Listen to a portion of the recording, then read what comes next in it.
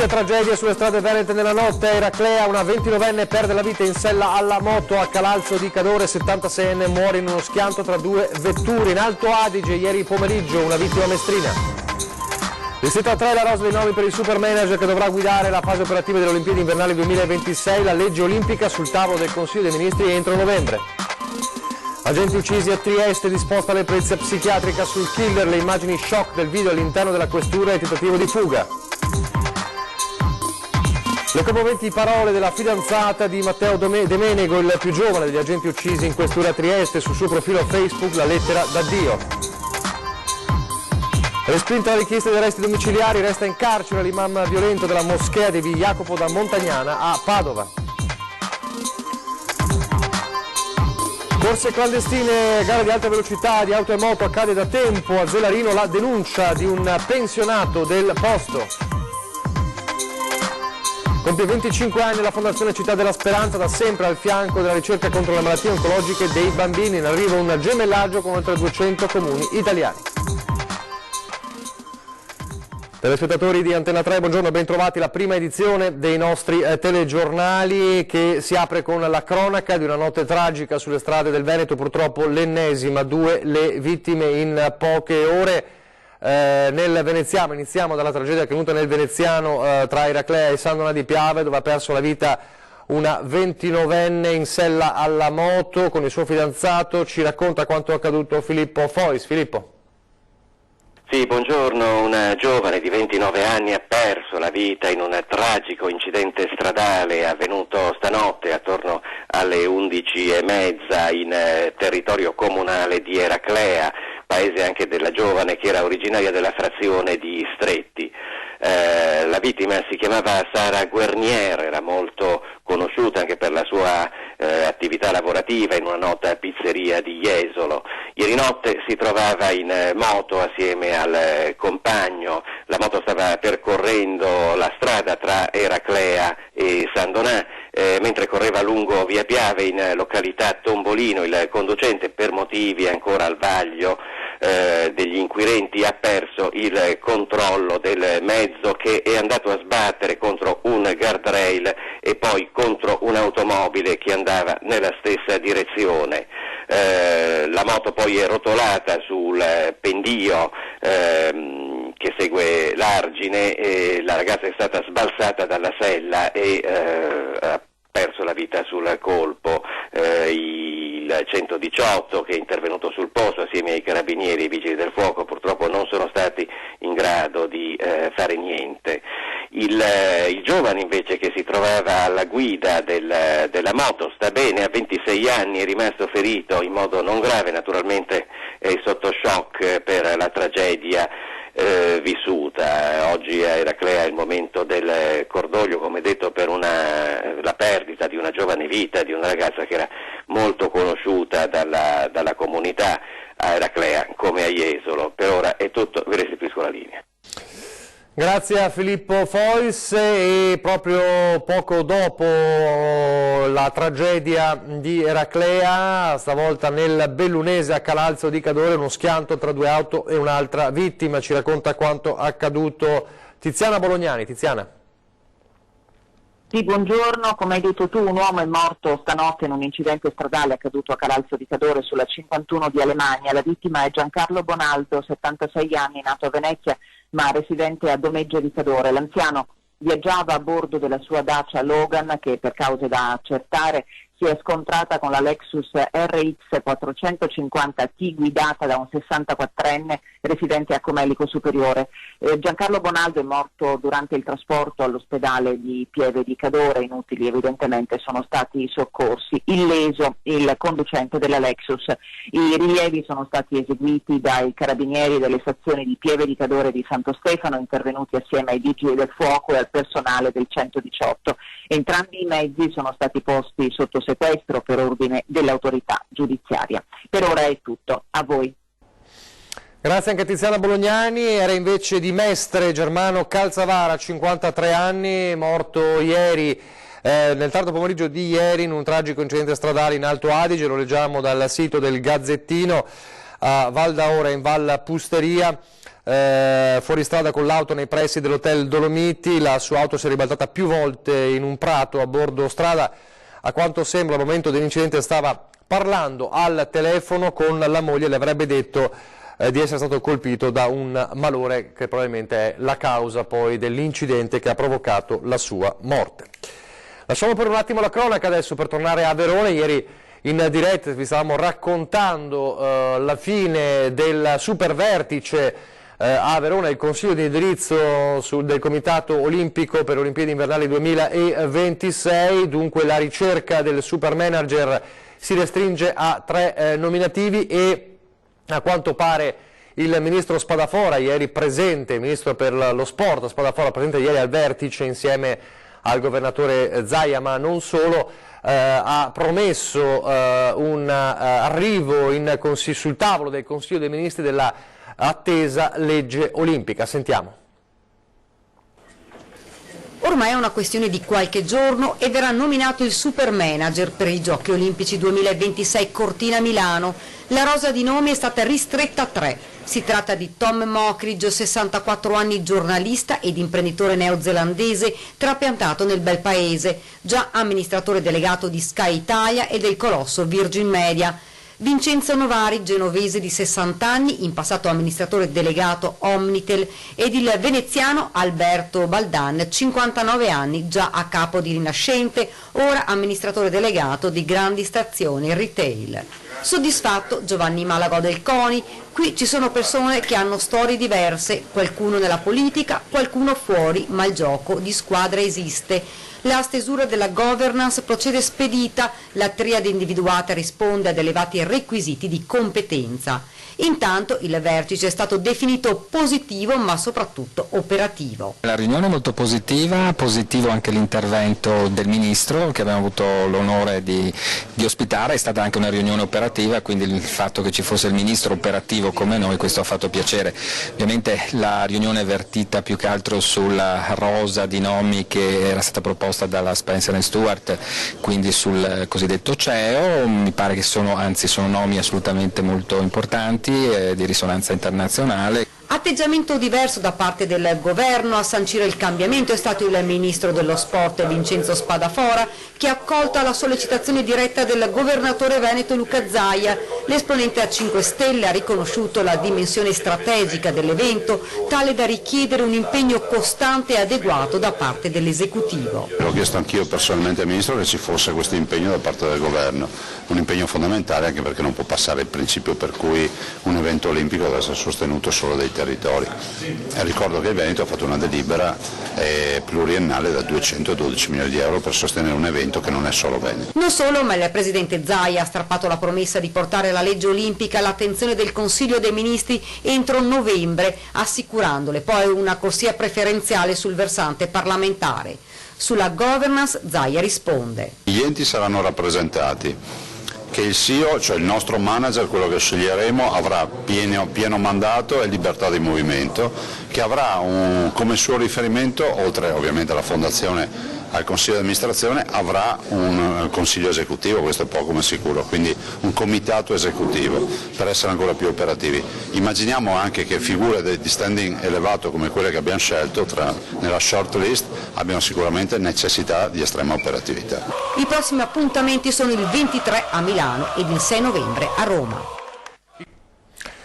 Torniamo alla cronaca, adesso torniamo alla terribile vicenda di Trieste, gli agenti uccisi in questura, la procura ha disposto la perizia psichiatrica sul killer che vediamo in queste immagini davvero tremende, il video della questura diramato ieri dalla stessa questura nel quale vediamo il killer che ha ucciso i 2 giovani agenti venerdì pomeriggio, prima mentre è all'interno del bagno con le 2 pistole in mano e poi ha raggiunto l'atrio della questura e spara alcuni colpi. Alla fine l'abbiamo vista, ecco, questo è il momento in cui è in bagno con le 2 pistole in mano e poi velocemente raggiunge l'atrio, spara alcuni colpi, lo vediamo fra pochissimo, ecco qui, e poi esce in strada, tenta di salire su un'auto della polizia, la Panda, che poi vedete fare retromarcia fra qualche secondo, questo è il momento, eccolo qui, questa è la Panda che fa retromarcia. ed è la Panda della squadra mobile, i cui agenti poco dopo riusciranno a bloccarlo. Davvero immagini terribili. Per la procura è un individuo pericoloso, quindi è passato direttamente dall'ospedale perché era ferito al carcere, sapeva usare bene le armi. Intanto c'è attesa anche per capire quando si potrà dare l'ultimo saluto ai due agenti uccisi. Domani è prevista l'autopsia sui corpi dei due agenti e intanto un addio c'è già stato virtuale da parte della fidanzata del più giovane dei due agenti, Matteo. Ti voglio ricordare così, amore mio, felice e sorridente, mi hai cambiato la vita e hai continuato a farlo giorno dopo giorno. Comincia così la toccante lettera che Valentina Saponaro ha scritto al suo fidanzato Matteo De Menego, ucciso venerdì in questura con il collega Pierluigi Rotta. Un messaggio postato dalla giovane triestina sul suo profilo Facebook, commentato da centinaia di persone che le esprimono tutto il loro cordoglio, la solidarietà e la vicinanza. Ti hanno portato via da me, prosegue la giovane Valentina, che confessa: avevamo così tanti progetti in serbo per noi, una casa, un figlio e il matrimonio, ma purtroppo il destino ha deciso così, come ha deciso di farci incontrare e di renderci la vita bellissima insieme, come mai ci era successo. Non c'è rabbia, ma composto dolore nelle parole della ragazza, che rivolgendosi al fidanzato sembra volerlo rassicurare: mi occuperò io dei nostri gatti, della nostra casa, e poi subito gli chiede di continuare a occuparsi di lei, della famiglia e dei tanti affetti. E ieri sera anche a Ring la vicenda degli agenti uccisi a Trieste. In collegamento tra gli ospiti, in collegamento con il capoluogo giuliano, c'era il rappresentante del SAP Lorenzo Tamaro, che ha parlato del difficile lavoro quotidiano degli agenti, ma ha parlato anche del killer. Sentite le sue parole. Sicuramente servono degli strumenti normativi diversi che ci dia la possibilità di poter operare in più tranquillità. Ci vuole sicuramente anche delle garanzie funzionali in modo che ci dia più tranquillità appunto nell'operare, nel svolgere il proprio lavoro, perché oggi come oggi c'è più la paura di appunto subire di essere indagati, di subire una denuncia, che quello di operare in maniera normale. Quindi anche dei protocolli operativi che siano ben chiari. In Italia si inaspriscono spesso le pene, io direi che basterebbero forse che le pene venissero, che ci fosse la sicurezza della pena, basterebbe quello, no? Perché è inutile prendere 10 anni, dopo non se ne fa neanche uno, basterebbero magari 5 ma fatti. Tamaro, chi è questa persona? Siete riusciti a capirlo? No, nel senso no che non siamo riusciti a capirlo, sinceramente non lo so, penso che ci vorrà del tempo per capirlo. È chiaro uno che sa usare le pistole, una persona, no? Che spara in quella maniera. A mio giudizio personale direi proprio di sì, però un'arma non si usa così con questa facilità la prima volta. O è un bravissimo principiante oppure evidentemente ha già utilizzato armi in passato, insomma. Torniamo adesso alla vicenda dell'imam accusato di picchiare i bambini durante le lezioni di Corano a Padova, perché l'uomo resta in carcere. Rimane in carcere Hossein Shahadat, l'imam violento arrestato la settimana scorsa con la pesante accusa di percuotere e umiliare i suoi piccoli alunni della scuola coranica. Il giudice per le indagini preliminari ha respinto la richiesta di arresti domiciliari fatta dagli avvocati difensori del 23enne bengalese, che durante l'interrogatorio di convalida dell'arresto si era avvalso della facoltà di non rispondere. Il maestro, come si faceva chiamare dai suoi alunni, resta in carcere. Secondo il giudice ci sarebbe il rischio di reiterazione del reato, il pericolo di fuga e l'inquinamento delle prove. Pesanti gli elementi raccolti dai poliziotti della Digos, che ad agosto, dopo la segnalazione di un insegnante delle scuole elementari, avevano avviato le indagini. Alcuni dei piccoli avevano confessato la paura, il terrore, le violenze fisiche e psicologiche che subivano dall'imam. Grazie a riprese delle telecamere e ad intercettazioni ambientali, i poliziotti hanno incastrato il 23enne bengalese, che vessava i suoi alunni quando sbagliavano a recitare le sure del Corano. In questi giorni, intanto, proseguono gli interrogatori protetti dei piccoli, ascoltati dagli agenti e dagli psicologi. Ancora la cronaca del Padovano, con un anziano che a Noventa viene aggredito e rapinato da due persone. Aggredito, spintonato, fatto cadere a terra e poi derubato mentre come ogni pomeriggio stava passeggiando lungo l'argine del Piovego 90 a Padovana. La vittima, un 73enne, che è stato sorpreso alle spalle da due sconosciuti che dopo averlo malmenato gli hanno strappato la collanina d'oro. I due malviventi, descritti come due uomini nordafricani, sono riusciti a scappare dileguandosi tra la vegetazione dell'argine. L'anziano ferito è riuscito ad allertare le forze dell'ordine e ha sporto denuncia ai carabinieri. Si tratta dell'ennesimo episodio di violenza ai danni di anziani che vengono presi di mira da malviventi senza scrupoli, proprio come è accaduto in pieno centro a Padova, dove una 70enne è rimasta gravemente ferita da alcuni rapinatori che per rubarle un gioiello l'hanno scaraventata a terra. Ancora a Padova, dopo lo sgombero dello stabile Vescovi ci sarebbero 7 indagati per occupazione abusiva, 7 militanti del collettivo Gramigna che secondo la Digos di Padova lo scorso 7 settembre avrebbero preso parte alla presa dello stabile vuoto da anni di proprietà della famiglia Vescovi. Ora all'accusa di occupazione abusiva potrebbe aggiungersi quella di manifestazione non autorizzata, visto che gli attivisti del Gramigna, arrivati domenica mattina per contestare lo sgombero, hanno tentato di impedire con uno striscione, lo vedete nelle immagini, il passaggio del raduno delle Vespe d'epoca. Ed ora il nostro servizio, il nostro momento di Lo dico ad Antenna, come sapete la possibilità di segnalare problematiche che registrate nelle vostre zone e a chiamarci un pensionato di Zelarino che ci segnala, ha segnalato, ma lo aveva anche fatto già l'amministrazione comunale a quanto pare, il problema grave di corse clandestine nella sua zona. Sentiamolo. Non solo che di notte fanno le corse, anche durante il giorno. Ci sono macchine qua che scorrono 150 minimo all'ora. Le corse clandestine con macchine che sfrecciano a tutta velocità nella strettissima stradina a doppio senso di marcia, via Scaramuzza, frazione di Zelarino, esattamente dietro l'ospedale. È il signor Bruno, pensionato del posto, a denunciare quanto accade da tempo sotto gli occhi esterrefatti di chi abita a 2 passi dalla via, utilizzata come pista di competizioni sportive illegali anche delle 2 ruote. Che neanche con le moto, è una cosa impressionante. Ben conosciuti qui i piloti di queste gare clandestine. E se ti metti a protestare cerchi di far baruffa, perché questo è il problema.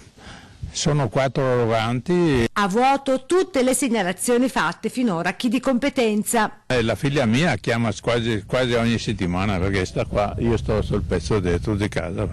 E la risposta qual è da parte dell'amministrazione comunale? Lo sappiamo, lo dobbiamo fare e questa è la cosa. Cioè, lo sappiamo e nessuno si muove. Esattamente, siamo dimenticati dal comune, nel vero senso della parola, perché pensare che il sindaco abita poco distante da qua.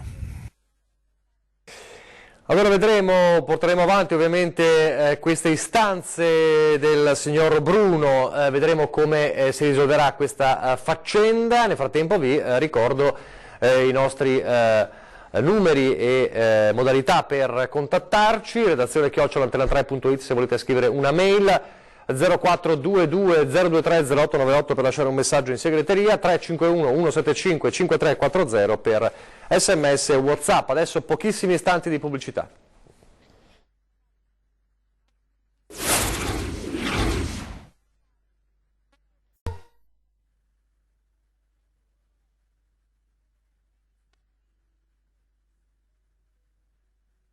In studio in diretta la prima edizione del nostro telegiornale per parlare di turismo in Veneto e l'avvio di By Veneto, il workshop internazionale del turismo, cifre importanti per il Veneto anche nelle montagne ferite dalla tempesta Vaia.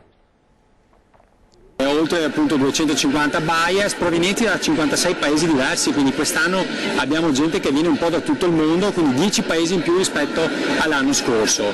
Numeri importanti, una stagione che anche quest'anno è in crescita, una leggera crescita, ma teniamo conto che veniamo da 5 anni in Veneto di crescita costante. Numeri da record per la 18ª edizione di By Veneto, il workshop internazionale del turismo della nostra regione, apertosi a Laguna Palace di Mestre.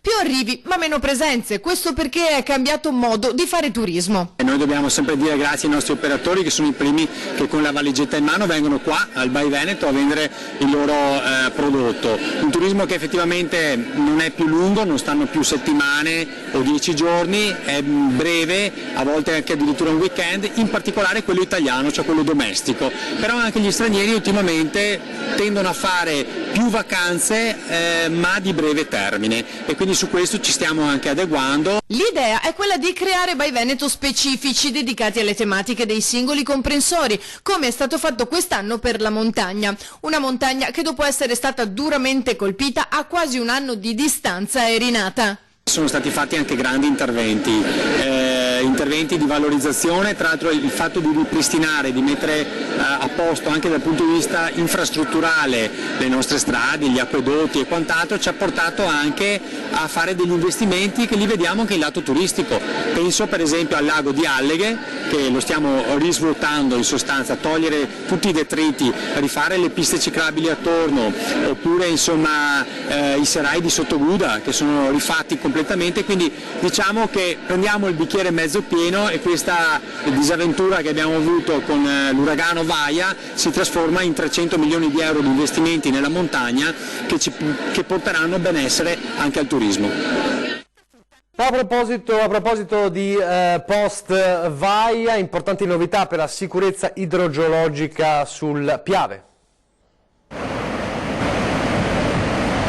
Qual è la portata massima del Piave nel tratto terminale, quello tra Ponte di Piave nel Trevigiano e la sua foce in Adriatico? È la domanda a cui dovrà rispondere il piano di studio avviato da Regione Veneto e autorità di bacino delle Alpi orientali per dotare il fiume, che con la tempesta Vaia rischiò una devastante esondazione, del suo primo bacino di laminazione. Un anno fa l'alveo riuscì a contenere 2500 metri cubi al secondo. L'obiettivo è quello di fare in modo di capire quanta ne possa passare in più con dei lavori di ricalibratura dell'alveo o di leggero innalzamento degli argini, e questo ci consentirà anche di sapere se e soprattutto quanti interventi a monte saranno necessari per trattenere i colmi di piena sul Piave. Stiamo facendo dei ragionamenti sulle grave di Ciano, però abbiamo la necessità di capire prima precisamente quanto sarà la portata massima transitabile sul tratto terminale. Un bacino di laminazione da 30-35 milioni di metri cubi per il quale la Regione ha ottenuto solo a fine 2018 i fondi necessari. Un fiume con le caratteristiche di un torrente, il Piave, la pendenza e il letto ghiaioso fanno sì che l'emergenza dovuta ad abbondanti piogge in montagna si scateni in 10-12 ore al massimo, e nessuno è in grado di dire quando un evento come Vaia si ripeterà. Anche per questo, oltre a pianificare la futura manutenzione dell'alveo, la sua pulizia, la rimozione degli alberi, vanno istruiti anche i cittadini, residenti in Golena e non, sui corretti comportamenti da tenere in caso di necessità. Dobbiamo prepararci, essere preparati, perché un corso d'acqua di questo tipo, con la velocità dell'acqua che può assumere, con le capacità temporali di manifestarsi in queste condizioni, induce a richiedere una preparazione in tutto questo.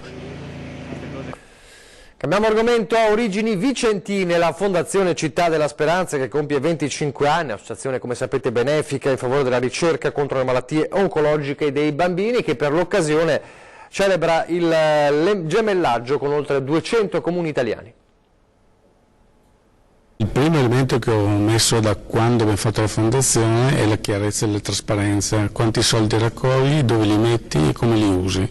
Questo credo ci avrà premiati, perché siamo arrivati ormai a raccogliere oltre 70 milioni di euro e a investirli dove tutti possono vedere che sono stati investiti, e a raggiungere i risultati che la ricerca ci ha portato è ovviamente l'obiettivo che noi ci poniamo. È con grande orgoglio che il fondatore della Città della Speranza annuncia le modalità delle celebrazioni dei 25 anni di attività della Fondazione, che si dedica alla raccolta delle risorse a sostegno della ricerca per la cura delle malattie più gravi che colpiscono i bambini bambini. Una mobilitazione che coinvolge da sempre tutti, in primis il Comune di Vicenza, che offrirà sabato gli spazi del Teatro Comunale per un doppio appuntamento, una conferenza pubblica di presentazione degli obiettivi raggiunti e delle prossime sfide raccolte, ed una cena di beneficenza per una raccolta straordinaria di fondi che per l'occasione vede il coinvolgimento della confraternita del baccalà alla Vicentina. Non è la prima volta che aiutiamo Città della Speranza, perché apprezziamo il grande lavoro che hanno fatto, un investimento anche finanziario imponente e anche il fatto che è frutto di grande solidarietà e di grande volontariato. Sono qui anche in veste di assessore all'istruzione, perché questa solidarietà parte e deve partire dall'educazione. Abbiamo coinvolto le scuole della ristorazione che doneranno il proprio tempo sabato sera per servire gli ospiti e anche donando qualche prodotto loro.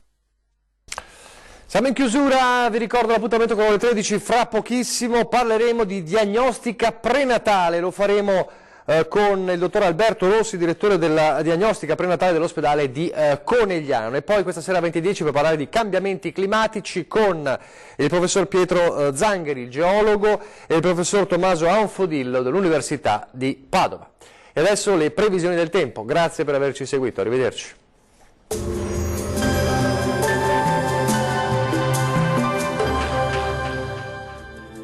Bentrovati al meteo. Tempo asciutto e stabile dappertutto con il sole che sarà prevalente, ma vediamo il dettaglio di martedì 8 ottobre. Sul Veneto il cielo sarà molto nuvoloso al mattino, in buona parte coperto dalle nuvole, ma non sono previste piogge particolarmente degne di nota. Dal pomeriggio invece saranno possibili maggiori spazi soleggiati. Temperature stazionarie in linea con la media del periodo, minime tra 8 e 12 gradi, valori massimi compresi invece tra 16 e 19 gradi. Ci spostiamo ora sul Friuli Venezia Giulia, dove la giornata sarà caratterizzata da una maggiore presenza del sole, solamente con qualche nube a carattere sparso. Temperature minime tra 8 e 12 gradi, massime oscillanti invece tra i 18 e i 19 gradi. Ci spostiamo infine sul Trentino Alto Adige, dove il cielo risulterà irregolarmente nuvoloso, a tratti anche coperto, ma senza ulteriori conseguenze. Temperature minime tra 7 e 10 gradi, massime tra 18 e 19 gradi. Bene, dal meteo di Antenna 3 per ora è tutto, buon proseguimento in compagnia della nostra emittente. Arrivederci.